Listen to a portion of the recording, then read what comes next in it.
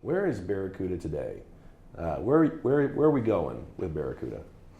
With Barracuda, obviously, we started off, for those who don't know Barracuda, we started off, 2003 with, protecting email. Spam firewall is what we started off with. And then, from that, we had other security solutions to help protect those security threat vectors that come in, such as web security gateways, CloudGen firewalls, which actually was our next-gen firewall, rebranded to CloudGen firewall, protecting the edge on-prem. But as we've seen over the years and things that have been kind of shifting more into the cloud, we've provided a lot of cloud solutions, securing the applications, remote workforce users, SD-LAN capabilities. So, as far as Barracuda is concerned, we're more into becoming a cloud-first type company, protecting those applications. I've noticed that. I mean, I think a lot of us have seen Barracuda slowly migrate away from some of those premise-bound archetypes that you created originally.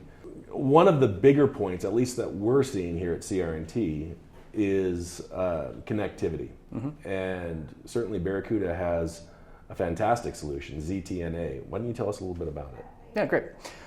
So as we're seeing more and more of the workforce being remote, obviously we had to lean on older technology such as VPN technology, which has been great in years past, providing remote connectivity. But what we've seen, and I've heard from a lot of customers, is the cumbersome nature of just traditional VPNs and how can be difficult to secure that traffic because you're backhauling everything or you're opening up the back end of your network. And so ZTNA is a zero trust network access solution, which is basically providing more of a secure connection, not trusting anything, but allowing explicit access to certain resources. And those resources could be a SaaS application, they could be in the public cloud, they could be even on-prem on your network, but allowing them to be transparent to the end user, and we provide authorization of those devices. So you still go through the authentication piece, whatever identity management you're using, Azure AD, Okta, those type of solutions, the SAML integration. Right. So you still have to go through the authentication piece of it. Where ZTNA comes into effect is that we have proxies close to your application. When the user is working, there's an agent on their device, and as they're opening up their applications, we see that traffic that needs to go to that resource, and then we redirect to the proxy. And then from there, the user authenticates to that resource like they normally would. But then we also look at the device itself and make sure that those security policies are in effect, such as health. Like, is there a firewall enabled? Do they have a password lock on their computer? A variety of different things that you as an administrator define. Once that passes, then that data path from the end user straight to the resource has access to it. So one of the challenges that I see is, especially around enterprise businesses, they're not so sure about proxyable relationships, right? They're not so sure about having a man in the middle, so to speak. Right. How do you address that? That's a great question, a great concern. So with our solution, we're not backhauling any of the traffic. So the proxies are owned by the end user. So really what the proxy's there for is taking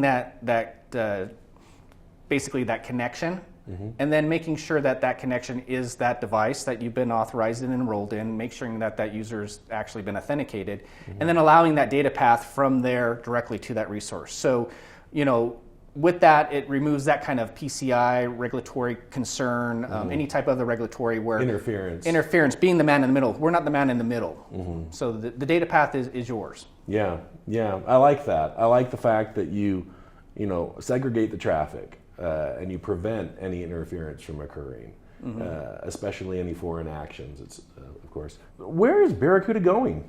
Where would you say Barracuda is going for 2023? Well, I think with Barracuda, I don't have a crystal ball, but in looking back, we're always there to make sure that the journey, wherever we may go, that we have security solutions protecting, the customer, making sure that, that their data's safe.